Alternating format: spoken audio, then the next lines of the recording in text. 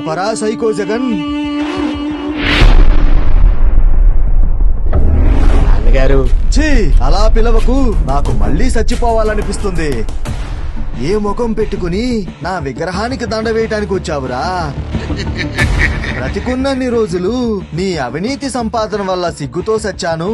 నేను పోయాక నా శవంతో రాజకీయం చేసి నీ పార్టీకి నా పేరు పెట్టి మరీ ముఖ్యమంత్రి అయ్యి జనంలో నాకున్న పేరుని చంపేశావు.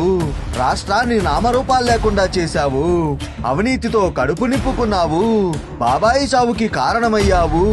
సొంత తల్లిని చెల్లిని ఇంటి నుండి తరిమి కొట్టావు. బాబుగారి మీద తప్పుడు కేసులు పెట్టావు.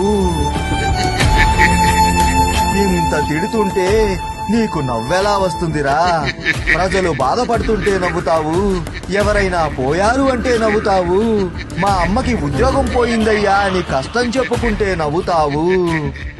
రాజశేఖర్ రెడ్డి బిడ్డ ఇంత దుర్మార్గుడా అని ప్రజలు తిట్టుకొని రోజు లేదే. ఇప్పుడు మళ్ళీ ఎన్నికలు వస్తున్నాయి కాబట్టి నా అవసరం వచ్చింది. ఇన్ని రోజులు శవరాజకీయాలు చేశావు. ఇప్పుడు విగ్రహ రాజకీయాలు చేయడానికి వచ్చావా? ఛే ఛే, అవతలికి పో. నాకు నీ ముఖం కూడా చూపించకు. ప్రజలు చెప్పడం కాదు, నేను చెప్తున్నాను. By by Jagan, by by YCP.